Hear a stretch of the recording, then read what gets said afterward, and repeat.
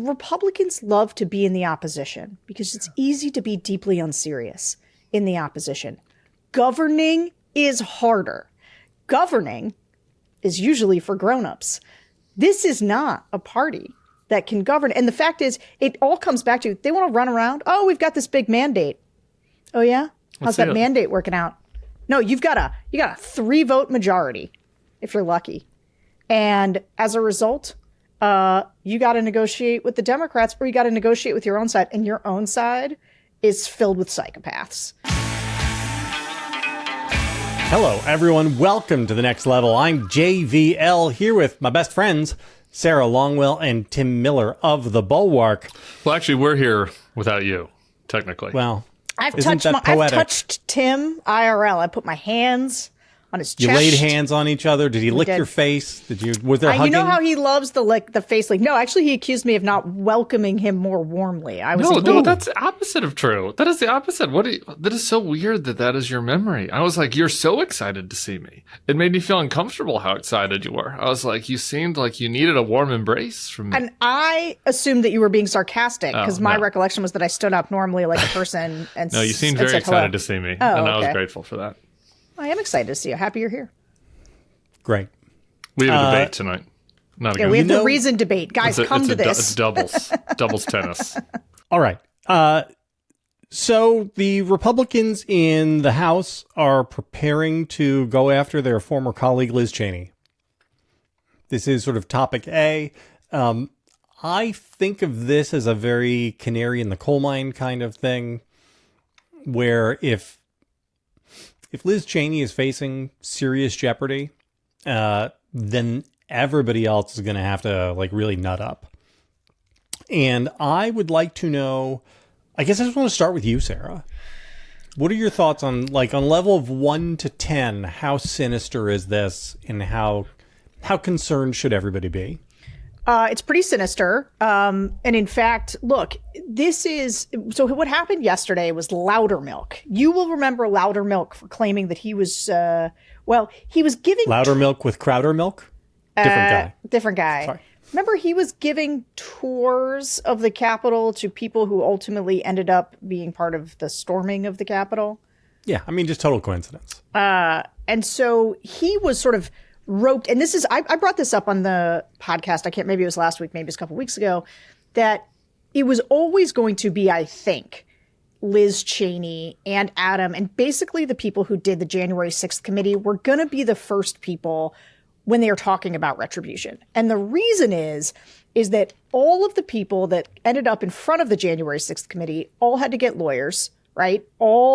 Many of whom did things that were not great, like Loudermilk, who feel resentful, right? That he was sort of accused of doing something bad in this, want revenge on Liz Cheney, want to discredit her. And so this is a real attempt at retribution, because it's not just about getting Liz Cheney. It's not just because they're mad at Liz Cheney. It is also about, if you can discredit Liz Cheney, you can discredit all of the people, all of the different Republicans who got caught up in defending Trump around January 6th. And that is a lot of people, right? That is the people who were with Bannon staging at the W Hotel. I mean, I can't even remember all of the details on this, but there were a lot of people who ended up in trouble over this. And so they are mad and want to discredit it. So I'm not surprised they're coming after her. But here's the thing. When I say it's, chilling and everything else, Liz Cheney was a member of Congress running a committee with Democrats in accordance with the committee rules. And for them to try to prosecute her for this and say, because they released an interim report, Loudermilk did, that accused her of the way that she interacted with Cassidy Hutchinson, meaning that witness tampering. They were trying to say it was witness tampering. So this is the kind of thing where they are going to make up some kind of a conspiracy out of whole cloth. Okay, she's not an attorney, right? She's a member of Congress who is running a committee. And people have already weighed in, like Jonathan Turley and these ridiculous conservative lawyers who have no reason to do anything to defend the January 6th committee have already come out to be like, this is not witness tampering. But they're going to pursue this because they really need to. And there was a column yesterday by Bret Stephens in the New York Times. Before we get to Bret, Can I give my take on this, actually? Yeah, sure. Because I think that you were appropriately measured in your analysis there. I think that it is chilling for sure. This is clown fuckery, though. Like, this is ridiculous. I don't know. I mean, I think that there are moments for everybody to take a breath. I think that there are things to be concerned about with the incoming administration. There are things I have grave concerns about.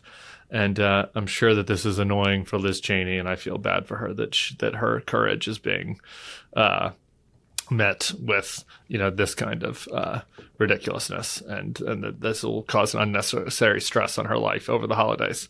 But, like, this is not going anywhere. Like, this is a joke. Are you sure? I mean, I guess if Liz Cheney herself in her last first statement said no reputable lawyer, legislator, or judge would take this seriously. Sure, and there's not a lot of reputable people in the Trump administration. Yeah, so I'm sure that the House committees will do the stupid shit like that. I'm sure we'll have 100 Benghazi hearings. I'm sure maybe we'll have 86 Liz Cheney Kash hearings. Patel is going to be running the FBI. Yeah, sure. I know, and I think he could that's launch a criminal investigation. Okay. Pam Bondi will be running the DOJ. She could. Well, sure. I mean, they're going to have to find probable cause to start a criminal investigation. I think that he could harass her. Yeah, he could harass her, and they're going to have to go. They're going to have to go in front of a grand jury. I think that there is, because this continued to get lost during the Trump era. Like, every time one of these Trump people was indicted, it was a grand jury of their peers that did it. All right. So I don't know. Sure. Could they find a Wyoming jury? Could they find some crime that they think she did in Wyoming and find 12 MAGAs out in, outside of Cheyenne to approve an indictment? Or I don't know. Sure. But, like, I think that the risk of this, like, right now, what Loudermilk did, what we have in front of us, is complete preposterous fuckery. And it's as likely that this is a buffoon stepping on rakes over and over again, just like Jim Comer was, who spent 4 years or 2 years stepping on rakes. It's as likely that it's that as that it's a serious threat to Liz Cheney. So I just don't want to overstate it. I think that's a concern. We should be monitoring. Liz Cheney has to take it seriously. This sucks for her. There are other very real concerns, like Kash Patel and other things that might happen. This Loudermilk thing is ridiculous. Okay, I think push back on this, because I don't think I agree. And part of the reason is what we're seeing right now. We're in the middle of it. We're in the middle of a deep effort to chill civic space, right? To scare people. And it's working in all kinds of ways. It's working against companies and CEOs. It's working against just regular business guys. It's working against columnists and run-of-the-mill Republicans, where everybody's maybe it'll work against pollsters. Maybe. So this is what I wanted to bring up. Look, the reason that I was going to bring up the Bret Stephens column is to say Bret Stephens is putting on the hair shirt to say, boy, never Trumpers were wrong, and we didn't understand. And I'm like, listen, the only thing that ever animated the Never Trump movement was the idea that we thought Donald Trump was unfit, and that most of us came from the right.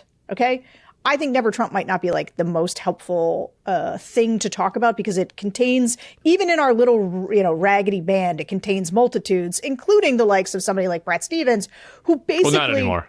He's not anymore, right? Anymore. He's opted out. He's never. But Trump. Who basically always soft pedaled Trump and really does the thing where he hides behind voters' judgment, and it's Democrats who are, being condescending, and that's why, they lose. And so I think that, but his idea that never Trump was wrong, and he was kind of like, and maybe Trump will be good this time, it'll be all right. And, he didn't do as bad of things as we thought last time. That is all completely false. Not only is it completely false in terms of, actually, Donald Trump was plenty bad last time, like January 6th, the cozying up to the dictators, the COVID mismanagement. It's probably the least successful presidency ever. It's fine that voters the economy was better until the whole pandemic he mismanaged, and that allows them to sort of with rose-colored glasses think about Trump. But the idea that we were wrong, no, Donald Trump was unfit then. He was unfit in 2020. He became more unfit going into 2024, and he's still unfit. Okay. And we're right about it. And the reason that Bret Stephens suddenly being like, no, I'm wrong, and maybe Trump's going to be okay, It is part of this big chill. It is part of how do I stay on the team? How do I get out of the crosshairs? How do I, I'm a little bit nervous now having come out against him. And Liz Cheney's prosecution is all about sending those ripples of fear to everybody. It's why but for Bret Stephens, why he's wrong is exactly this Liz Cheney thing. What do they think? They think this is, when you say it's a clown, sure, like in the sense that they are clown people. Yeah. But the idea that it's not dangerous, I think, is totally wrong. The idea that she doesn't end up in a gulag probably, but like they're gonna drag her through the mud. They are going to try to retcon what January 6th was by discrediting her. And it is going to be deeply, and he's going to keep doing things like suing pollsters, going after TV. Sure. And Bret should admit it's already very bad. Guy hasn't even taken office yet. Can I leave Bret back to can we have dessert? Can I rant about Bret again for dessert? Because I want to get to the core of your pushback. And I want to give people, we can give people some dessert about Bret's stupid fucking column. But I want to give you just like the core of your pushback, which is that this is having a chilling effect. Totally agree. Obviously it's having a chilling effect. Across the board, in private conversations I'm having, and the evidence that we have in the public space with, we don't have to go through the list of Benioff and Disney and everybody, and Bret apparently. Now, my point is like, this thing shouldn't chill you. This thing is stupid. This is a bunch of morons doing that are going to do pointless, fruitless investigations. They can't run a 2-person ice cream stand, these people. They can't do fucking anything on the Hill. And we'll talk about the CR and all the other examples of their ridiculousness. Loudermilk, like, if you like went to your school and Congressman Loudermilk volunteered to be the head parent for the classroom, you'd be like, no, I'll take that. Actually, I'm not sure we want you to be in charge of something like this. Like, this person is a fucking moron. So I'm just saying, this is not the thing to be chilled about. There are plenty of opportunities to be chilled, to be very upset.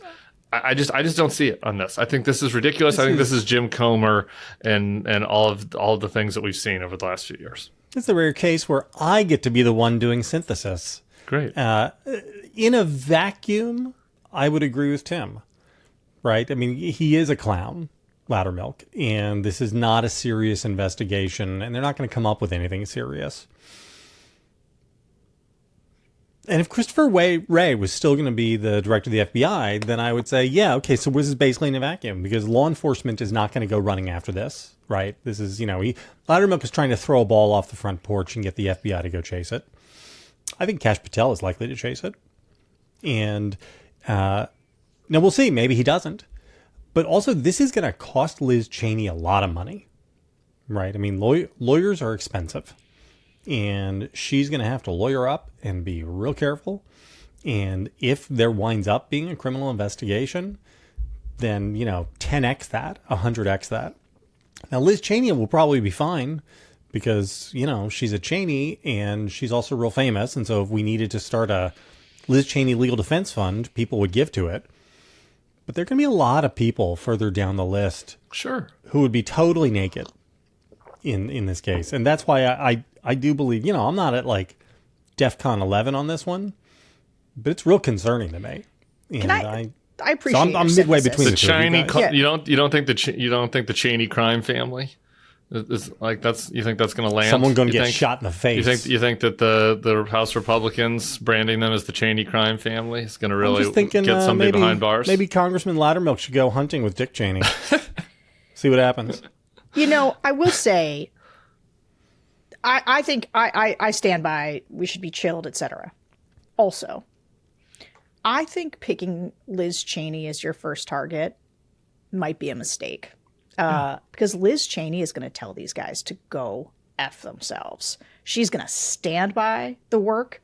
She's going to turn it into an opportunity to relitigate the January 6th evidence. This is not somebody who's going to cower. It's not Mitt Romney. It's not Mitt Romney. Like, it's not. No, this is a person who is willing to take a stand. And so if they want to gut it out, like, this isn't ABC, guys. She's not going to fold for you right away. And so you want to pick your first fight with Liz. I think good. I think that Liz is also going to be of the mind of like, let's talk about January 6th, guys. I got lots of evidence to show. Let's go back over the evidence. Let's do some discovery. I got lots of stuff. Yeah. One more opportunity to say Liz Cheney, great American. I just while we're saying one more thing, Liz Cheney, great American, I'm so sick of the fucking leftists that are like, oh, Kamala campaigned with Liz Cheney, and that was such an L. It's like, oh, sorry that Liz Cheney was the one person that was like, I will sacrifice my principles, and I will not be afraid of Donald Trump 2.0, and I will do whatever is necessary. She won't sacrifice her principles. Yeah, I won't. What did I say? Yeah, that she will. Yeah. Sorry that she was the one person that was willing to do that and just be completely unadulterated, full-throated in her support for Kamala Harris in spite of their disagreements. Sorry that she was willing to do that. And while a bunch of DSA socialists were running around talking about how she was genocide Kamala, maybe you would have been on the campaign trail if you would have been as willing to set aside your policy disagreements as Liz Cheney was. That might have helped, actually. Boom. Roasted. This show is sponsored by Factor. Notice how the days are shorter, but your to-do lists aren't? Power through your busy days with Factor's no prep, no mess meals. From breakfast to dinner to anything in between, Factor has easy, nutritious options to keep you fueled and feeling your best. Whether you like routine or you enjoy mixing things up, Factor has you covered with 35 different delicious meals every week and over 60 additional convenience options you can add to your box, like keto cookies, pressed juices, and smoothies. Don't let shorter days slow you down. Stay energized with America's #1 ready-to-eat meal delivery service. Factor lets you do you. Choose from 6 menu preferences to help you manage calories, maximize protein intake, avoid meat, or simply eat well-balanced. Because Factor's meals are chef-prepared and dietitian-approved, you're going to love not only how Factor's meals taste, but also how they support your goals. And check this out. Factor is cheaper than takeout and dining out. Put the money you save towards holiday shopping or reaching your financial goals. Find guilt-free comfort foods like home-style chicken and gravy and loaded mashed potato, pork chops, feel-good vegan options like sweet potato and chickpea curry, and globally inspired flavors like Peruvian shrimp and red pepper cauli grits. Yum! There's no sacrifice in quality for convenience with Factor. Weekly menus offer ways to treat yourself to a restaurant-like meal experience with gourmet plus dishes that feature premium proteins and seasonal sides like broccolini, leeks, and asparagus. How does truffle butter, filet mignon, or garlic herb roasted barramundi sound? Mouthwatering, right? Stay on your A game with quality ingredients you can trust and quality you can taste in every one of Factor's fresh, never frozen meals. Use your time more efficiently. So important during these dark months. Let Factor take shopping, prepping, cooking, and cleaning up off your daily list of things to do. The not having to clean up is the best part. I'm telling you, I don't know if you're like me, but maybe you hate doing the dishes and also you have a busy life. Being able to just pop these bad boys in the microwave, get a nutritious, delicious meal. It's just the best. It's the best way to do it, especially here at lunch. Our fridge is full of them because all the folks in my office, like half of them do Factor. There's Factor boxes all over the place. You guys should check it out too. I think you'll like it. So head to factormeals.com/50 the next level and use code 50 the next level to get 50% off your first box plus free shipping. That's code 50 the next level at factormeals.com/50 the next level to get 50% off your first box plus free shipping while your subscription is active. So how much fun is Speaker of the House for now, Mike Johnson, having? He tweeted out this morning that he spent all night texting on his text chain with Elon Musk and Vivek Ramaswamy. Mike Johnson is third in line for the fucking presidency, and he is sitting there on his phone with his thumbs texting Elon and Vivek to try to convince them not to go public against the CR, keeping the government open. People say nightmare blunt rotation as a common joke, but this blunt rotation is like an actual nightmare of all nightmares. Imagine an extremely stoned Vivek and Elon, and you trying to get a word in edgewise. It'd be like Sarah trying to talk on this podcast, but even worse and even more obnoxious blowhards around. And then after the texting, he gets on the phone with Vivek, and they're just like talking to all hours, just like a couple of crazy high school kids, and he's trying to explain everything to him. And then today, Elon comes on to Twitter and goes, thermonuclear against the CR. I would just like to open this for discussion because it's amazing and beautiful. And I think that, once again, Democrats should really not save these people from themselves. I have so many thoughts about this. Same. If I can take this one first. Go ahead. Please. This is a little bit of a tricky one on whether Democrats should save them on this CR. I think that there will be an interesting conversation to be had about that because Joe Biden is technically still the president. It's a little bit less clean. Whereas in March, this CR is supposed to expire in March. And my advice to Democrats would be in March to let this clusterfuck just play out. Fair. And I think it might be a little bit of a more complicated calculus here this month. That said, I'd let him walk the plank for a little while. I'd do some negotiating. I'd be like, I told you that we needed that emergency, money for the natural disasters, for that hurricane money. And we told you it was going to be that amount, but we went back and looked at our abacus, and we might need to be a little bit more. Actually, there might need to be a little bit more for that. Can we go back to the negotiating table on this? I would certainly let them kind of figure it out amongst themselves. Because right now, today, Steve Bannon, over on his podcast, I'm going to get to go see Steve tomorrow. I'm very excited to see my old friend Steve again. It's been too long to kind of smell that triple-shirted smell. It's not a musk, really. It's one step below a musk. And I'm excited to see Steve again. But Steve was on his little podcast today. Motion to vacate. Motion to vacate. Time to get rid of Mike Johnson. He is a wuss. There were random, I think it was Kat Kamek I saw, and Anna Paulina Luna. I mean, it's not just the troublemakers, not just your Chip Roys. Mainstream Republicans are like, I don't want to eat this CR. And the whole idea of the CR is that it only lasts 3 months. It only lasts till March. Then they got to do this thing all over again. They got to negotiate taxes. After this, they got to negotiate a border deal where they need funds for the border. They I guess technically have 2 reconciliations they can use, but the timing is limited on that, so maybe only 1. I mean, they're struggling, and it is going to be very challenging for them to govern. There's not a lot of evidence they can govern, and the fact that Mike Johnson is in the barrel December 18th. A month before Trump has even been inaugurated. Where's Trump? Is Trump bailing him out? The deputy president's undermining him. The deputy president, or the shadow president, whatever we're calling Elon, is undermining him. Trump's MIA. There's a mutiny among the masses. And Mike Johnson is going to need votes from Hakeem. That's the position he's in. He's in the full John Boehner already. And we're 33 days away, 32 days away from Trump even getting in there. That's a shit show, y'all.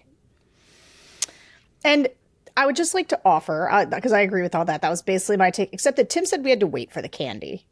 But we don't. Okay. Because thinking about what it's going to be like, people forget. The Republicans love to be in the opposition because it's easy to be deeply unserious in the opposition. Governing is harder. Governing is usually for grown-ups. This is not a party that can govern. And the fact is, it all comes back to, they want to run around. Oh, we've got this big mandate. Oh, yeah? How's that mandate working out? No, you got a 3-vote majority, if you're lucky. And as a result, you got to negotiate with the Democrats, or you got to negotiate with your own side. And your own side is filled with psychopaths. So good luck to you. This is where being in the opposition actually has its rewards, because we get to watch this. And I think there are many things that I disagree with.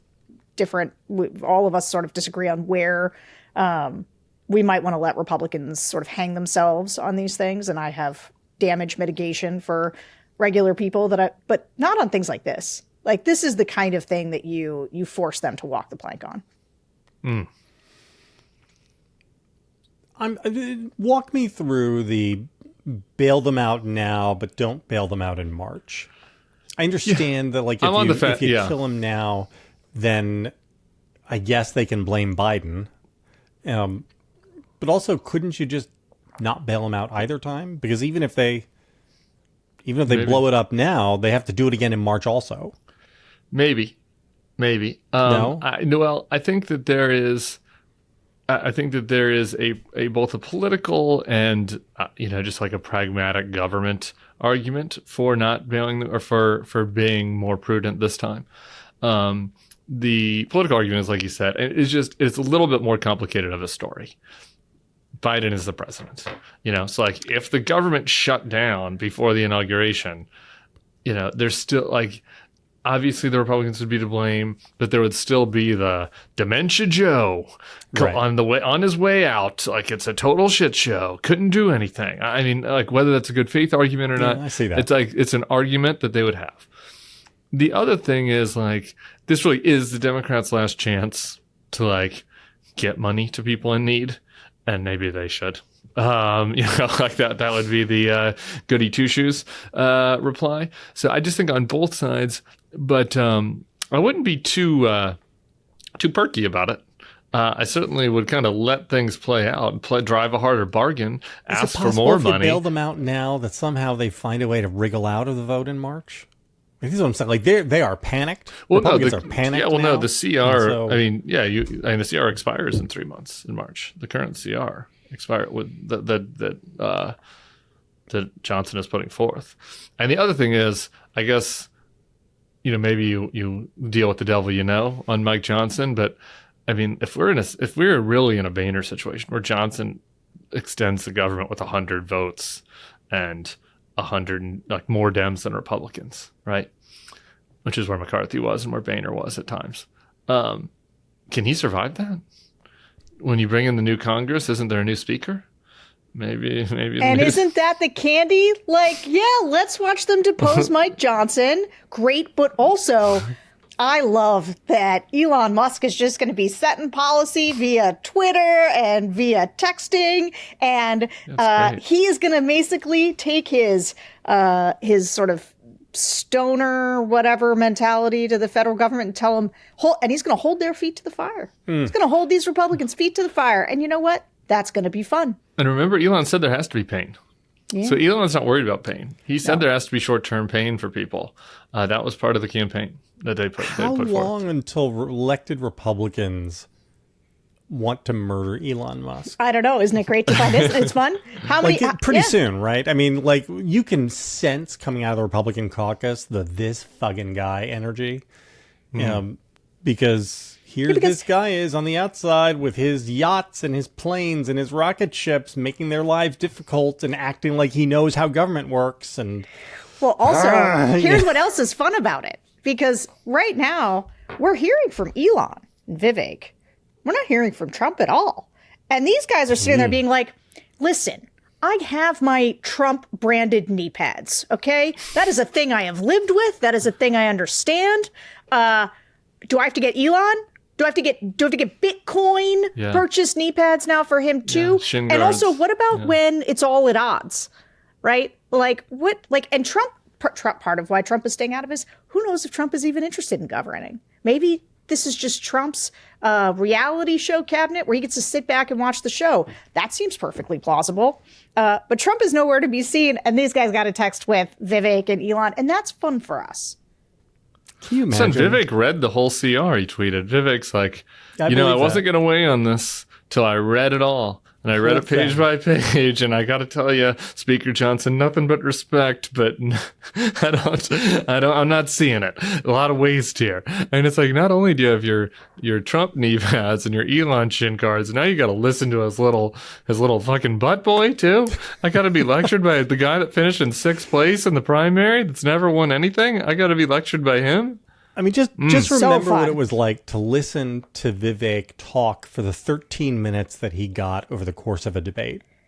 And now imagining having to be one-on-one on the phone with him for hours at a time for this know-nothing ignoramus to tell you, the Speaker of the House, how to run the government.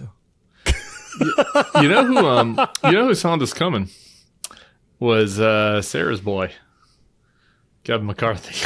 Yeah. In that very same panel where Sarah dressed him down, he was like, I'm not so sure about this strategy that Mike Johnson has coming forth with the CR and the omnibus. And Kevin's like, I've lived it, and I'm seeing some things here that are, my spidey sense is tingling about this strategy. Oh, too bad. Oh. Too bad. Our next sponsor is Green Chef. Winter is coming, and while our days are shorter, our to-do lists aren't. Green Chef can make your busy weeks easier with home delivery of step-by-step recipes and quality whole foods, including organic fresh produce in every box. Green Chef is the #1 meal kit for clean eating, so you can feel good about creating good-for-you meals with limited processed ingredients. That'll make RFK happy. Save yourself time, meal planning, shopping, and prepping. The planning is the worst part. Everything you need to make fresh, delicious meals is included. Plus, the ingredients are not only high quality, but come pre-measured and prepped, including pre-made sauces and some pre-cut produce. Every week, you'll find menu options for every lifestyle, from Mediterranean meals to customizable plant-based options and certified gluten-free recipes. Green Chef makes it easy to support whole body health with wellness-focused solutions for every meal from breakfast to dessert. Taste what's in season. Recipes feature fresh seasonal organic produce like delicata squash, cranberries, Brussels sprouts, green beans, maple syrup, and pumpkin. And Green Chef just celebrated its 10th birthday in October. That's a decade of helping you eat more deliciously, sustainably, and nutritiously, with restaurant-worthy recipes made with clean, quality ingredients. And did you know Green Chef is owned by HelloFresh, our friends, and with a wider variety of meals to choose from, there's something for everybody. We love Green Chef at our house. Honestly, the biggest savings time-wise is the planning and prep.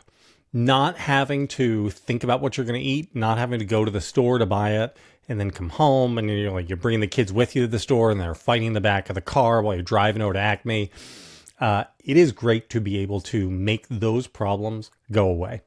Go to greenchef.com/nextlevel50 and use code nextlevel50 for 50% off your first box plus 20% off your next 2 months.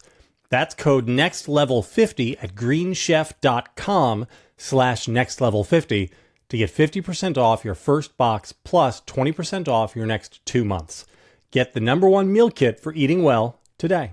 All right. Other thing that is happening is that we got word today that analysts are predicting that Tim Apple has secured for Apple computers a waiver for tariffs.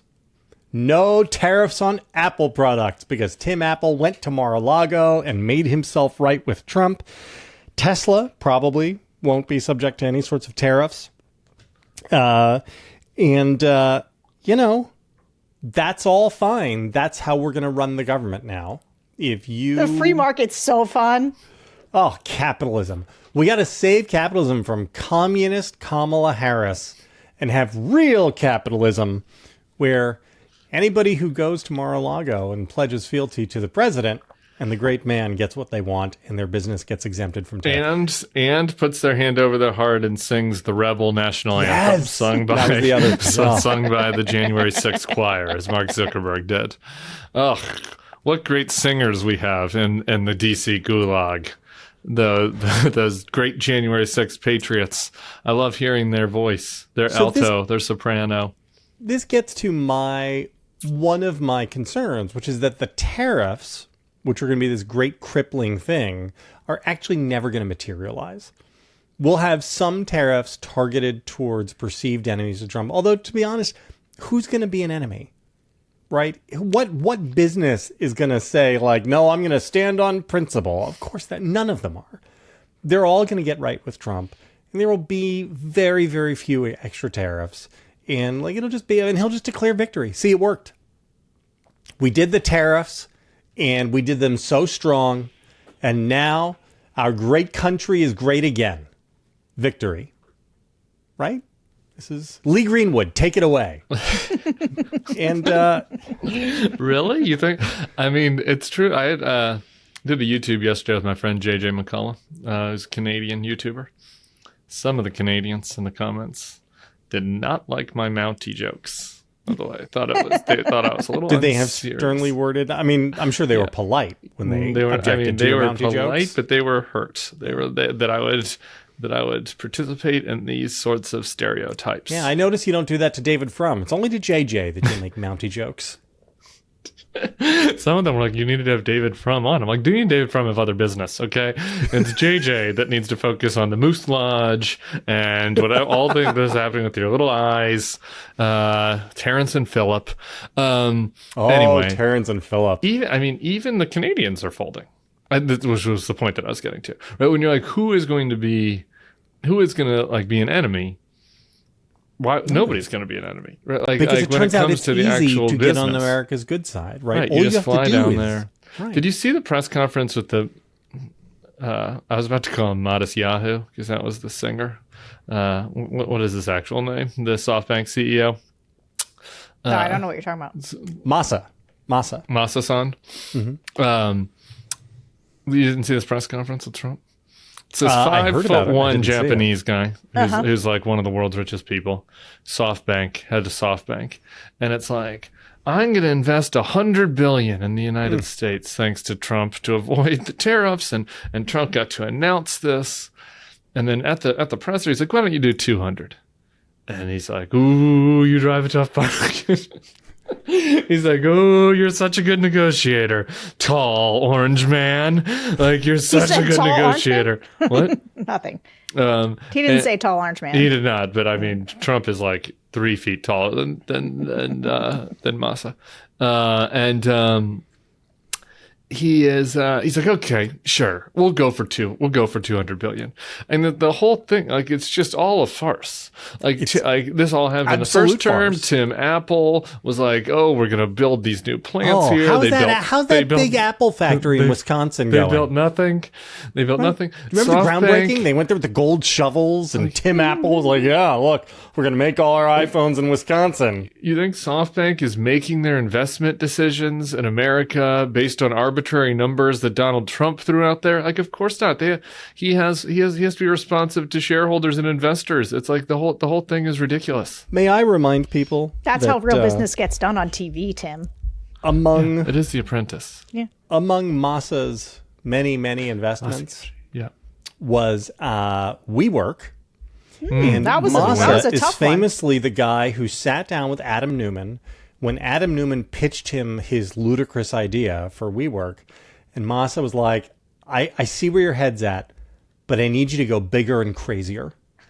And so Adam Newman went back to the drawing board and was like, it'll be a revolutionary human-powered social network. And Masa was like, yes, there's 100 billion. They're going to live there. We live, we work. They're never going to leave. This is so like Masa Just when is humanity needs to flourish. this what I need people to understand is that Masa himself is this outsized character who is constantly doing the idea Masa and Trump having a meeting of the minds is like the perfect end of days capitalism kind of thing that you would and where does Masa's money come from? A very great deal of it comes from the Saudi Sovereign Wealth Fund. Yeah. So here we have the Saudi royal family's money being directed by crazy Masa, who's always asking people to no, you should be trying to reinvent the entire universe, right? You can't just have a business. You have to reinvent. And making With arbitrary Donald promises to Trump. Who's then making negotiating live over fake investments. And if this isn't late stage capitalism, I don't know what is. It's not. It's crony capitalism. It's just people this is Those not. are synonyms, Sarah. Synonyms. Late stage capitalism is crony capitalism. No, late stage capitalism is like NFTs. Crony capitalism's a very specific Why thing. can't it be both? Because I think they're different. So, do you guys have tariff thoughts? Do I have this all wrong? Are we going to get real tariffs and real inflation and all that stuff? Or the tariffs have always been a tough one for me because it is one thing Trump cares about. I mean, it's his favorite word. He's told us it's a beautiful word.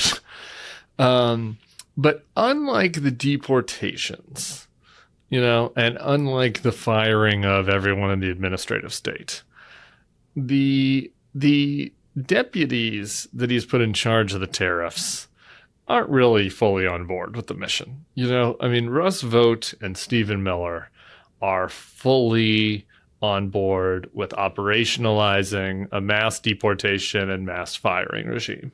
Yeah. And so, like, those things are happening at some level or another. This, like, that guy that he brought in to be Secretary of the Treasury, Bessent. Yeah. Bessent doesn't really care about tariffs one way or the other. I mean, Bessent had like a 3-point plan for Trump that was, I think, related to, I don't have it in front of me, but I think it was related to drilling and economic growth and cutting spending. Like, it was a traditional 3-point Republican plan. Like, he's just a business guy that, like, was happy to do some tariff kayfabe and, like, go on to Fox Business and talk about how the stock market's going up in July because they know Trump's going to win. Like, he was just willing to do the embarrassing Trumpy stuff. He's not like a radical ideologue.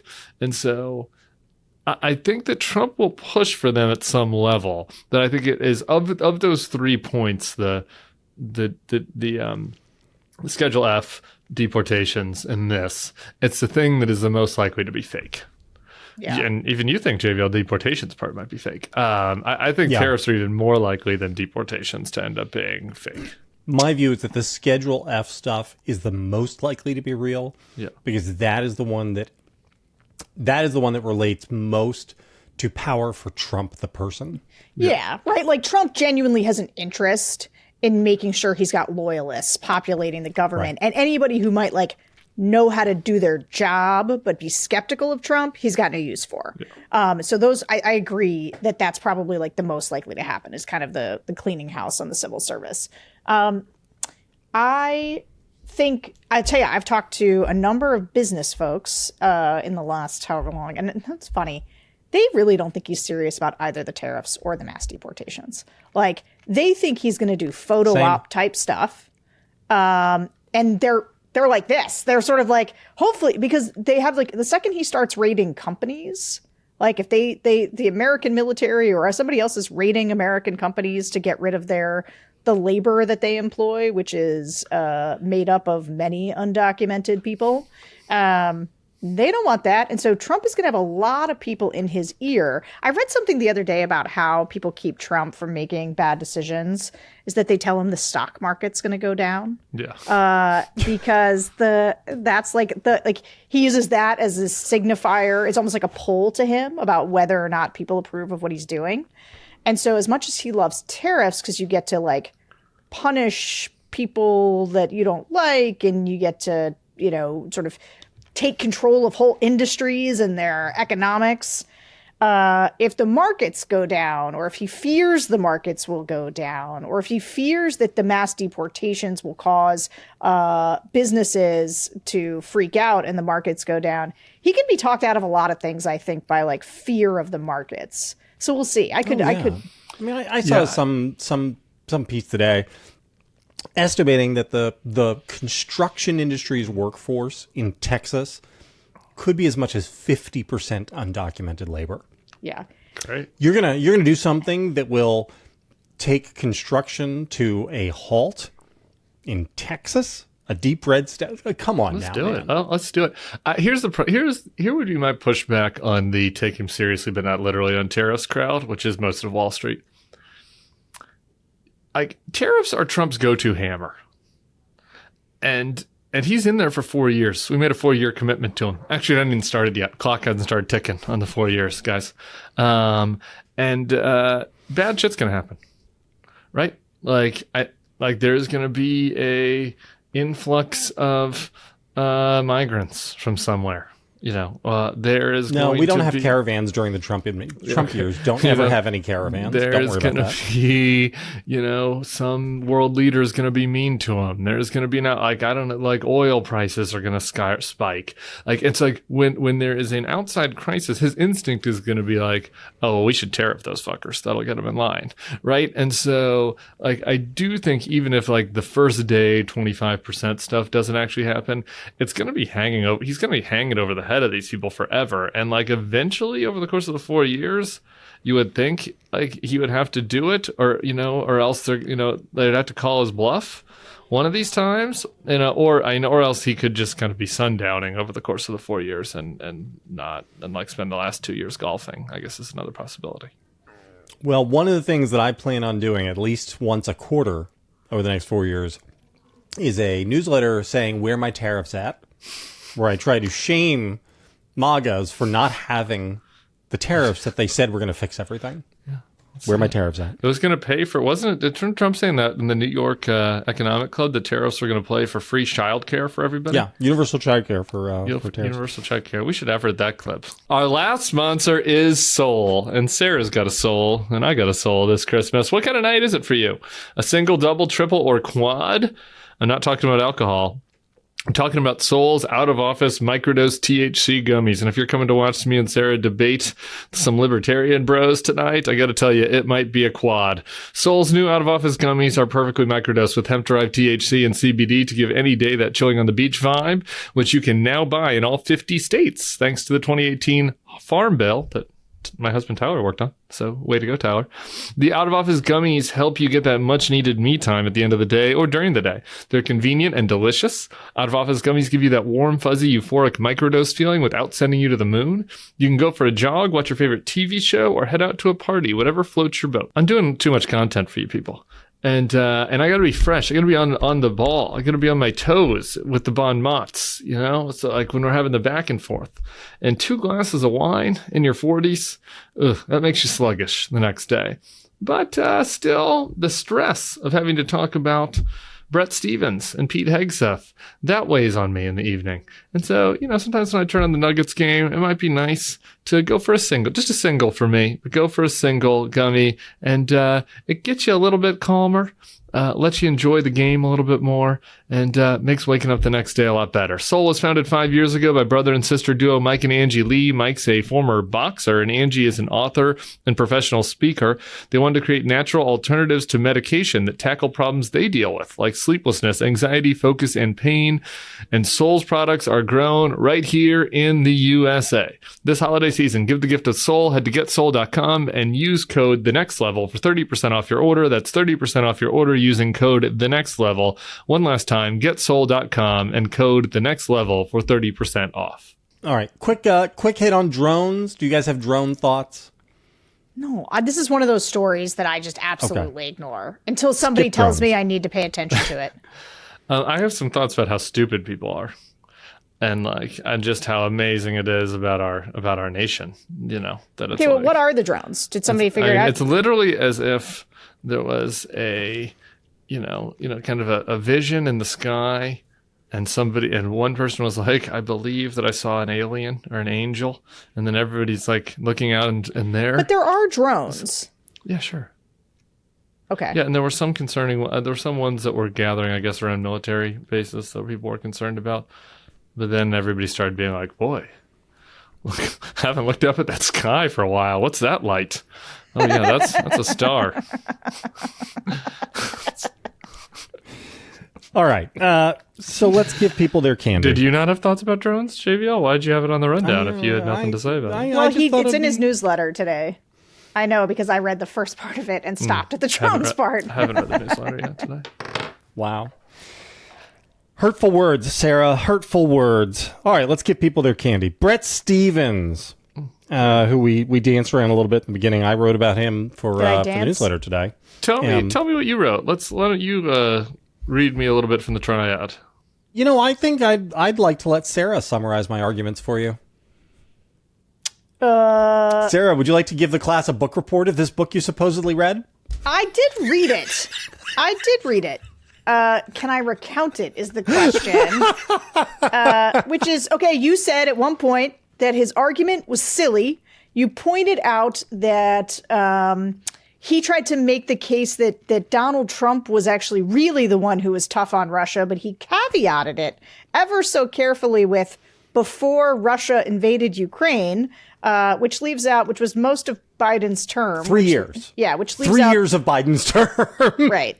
And then he did the same thing in the economy. And Trump's economy was great, except for the pandemic. Yeah, that's right. And then, so you listed, you were basically like, we, if anything, never Trumpers underestimated the Trump threat, and that Trump's first term was essentially as bad as we said it was going to be. And then you listed all of the bad things he did. And then you picked up on sort of the thing that I said, and by that I mean I said it after you wrote it, which is that Trump is already doing things this time that Bret's like weird optimism around Trump 2.0 might somehow be better is an insane thing to think when there's nobody responsible around him this time, and he's already, I don't know if you said going after Liz, but I think you talked about the going after Ann Seltzer, etc. Yeah. There. And basically that's it. That people nailed it. Bret has, like, his big contention was that, like, hey, we got hysterical and overheated and we were way too alarmist the first time, and it all basically worked out. And also that we were self-defeating in our alarmism, and that's why we got Trump. Like, that's, and yeah. I reject every single facet of the argument.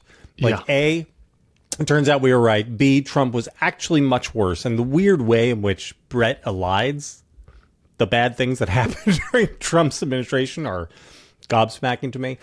But also, no, this isn't about us. Like, there's this weird, no, I am sorry.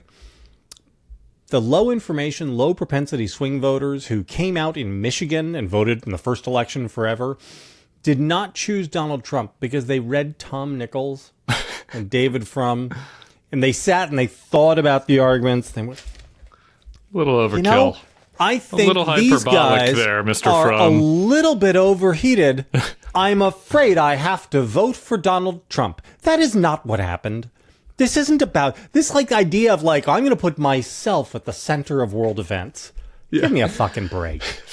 I just love this whole notion that people are upset with overheated rhetoric, so they turn to Donald Trump. It's like Donald Trump, who's always measured in his critique, always very balanced. They're killing the dogs, they're eating the cats. Yeah, it's like the socialists, the Marxists, they're ruining the country. Yeah. We're the stupidest people. I want to read a couple lines in particular, if you don't mind.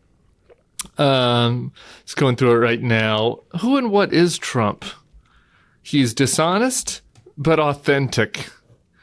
Is he authentic? Is that right? What is authentic about him, actually? And I guess he's authentically bad. He's authentically cruel and shameless. I don't think that it's not really authentic that he ran a con his entire life and most of his businesses are fake and that he lies about everything and that the premise of people voting for him in Bret Stephens' world is that they think that he won't do the things that he says he's going to do.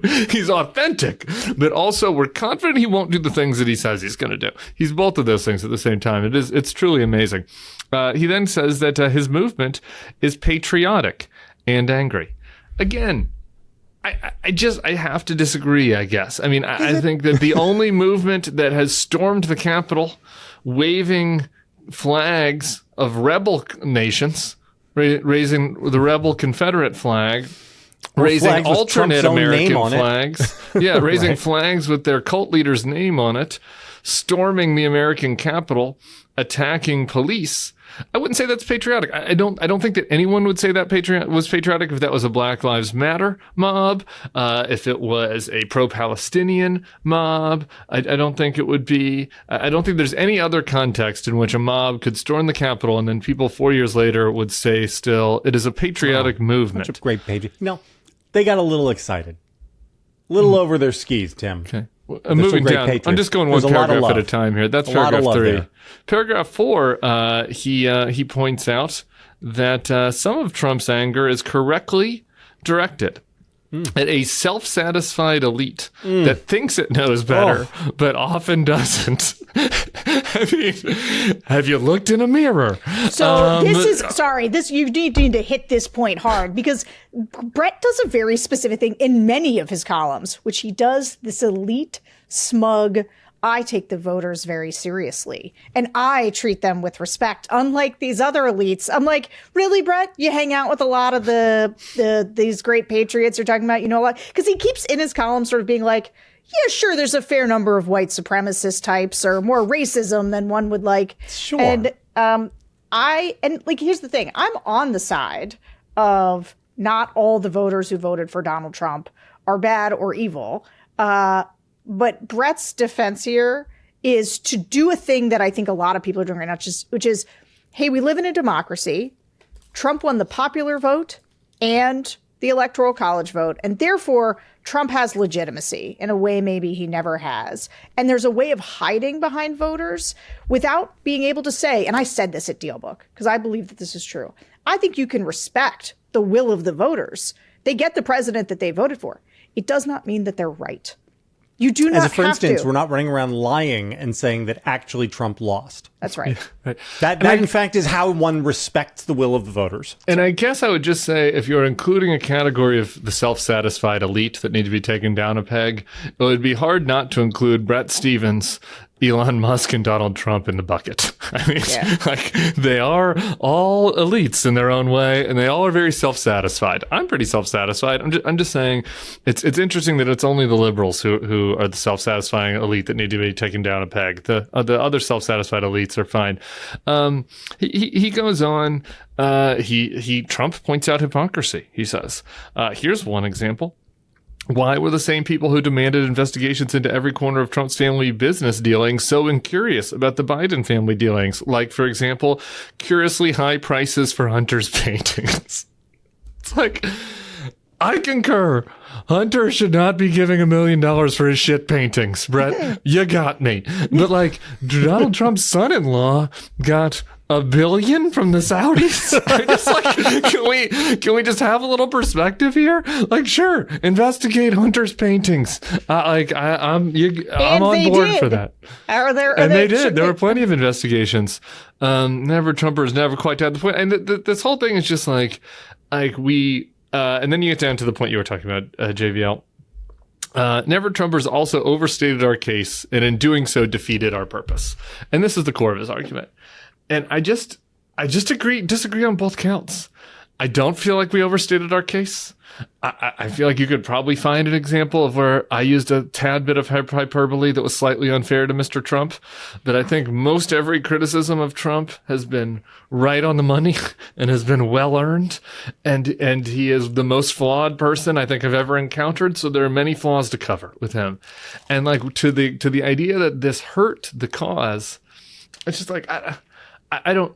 Again, to your point about that Michigan voter, it's like, had I gone on MSNBC and given him a few more attaboys about the Abraham Accords, like the idea that was going to harm, we were supposed to compliment him more to hurt him. And it is just like it's somebody that's been bullied, that's been pushed around, that has decided to just succumb to the bully. Yeah. And that's fine, by the way. If you're sick of this, if you're bored with it, I would relate to that. If Bret Stephens is like, I've been harping on this asshole for 9 years, I don't want to think about him anymore.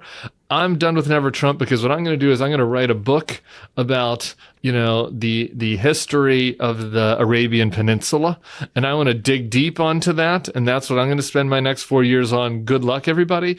That's fine. That's a personal thing that you're going through, that you can't deal with this anymore because the world is fucking unfair and terrible. I would be like, great, Bret, cool, I'm on board for that. This like trying to act as if that actually the people that are out there criticizing Trump are really doing harm. The people who are staying in the fight to criticize Trump are actually helping him. That's a no for me. Can I trot out a theory for you guys? Yeah, sure. So one of my theories, I'm going to write this eventually, is that there's a near in-group, near out-group dynamic at work here. Sure. Which is, and I'm just guessing, maybe I'm wrong, maybe I'm off base, but I am guessing that Bret is endlessly annoyed on a daily basis by his colleagues at the New York Times opinion page. Oh, yeah. Sure. Talking about tree equity. And that he has a whole mess of especially junior editor colleagues who are insufferable on the Slack and who regard him as a monster and who are just personally annoying. Yeah. And so because he could have come to work at the Bulwark, that wouldn't have been a problem. Because the near out group is annoying to him, offers. He winds up being like, well, maybe this Trump thing is okay. I don't know. Whereas again, I don't know Brett's personal situation, but I feel like if he lived for, say, a month with a bunch of actual real MAGA voters in his daily life, he would maybe be a little less sanguine. Not the. I don't mean in Westchester. Actually, I think we should I don't give mean Brett an MAGA assignment. voters in Westchester. I think we should give Brett an assignment. I want you to spend 2 weeks with Vivek Ramaswamy. Just you can't leave him. Actually, you sleep in his home. Embedded. You're embedded with Vivek. Embedded with Vivek for 2 weeks. Okay, and then when that is done, we're going to send you down to the Panhandle, and Matt Gaetz is going to take you down a tour of the Panhandle, and then you're going to go to like some gun shows, and you're going to go hang out with MAGA people, and then Trump's first rally when he's back, when he starts doing rallies again, the very first one, we're going to have you there camping out. And he's going to introduce you. He's going to out. shout you out. He's going to give you a friendly shout out, Brett. How do you feel about that? Do you want a bunch of these voters to know you're in the crowd? Then you tell me how patriotic and great these good people are who are just sick of the elites. One more thing. And this is the thing that Brett did in this piece that drove me absolutely insane. He talked about the elite failures during COVID.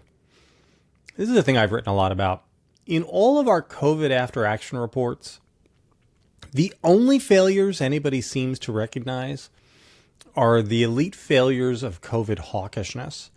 So, like, there was the Orange County Board of Supervisors closed public parks, and can you believe how ridiculous that was?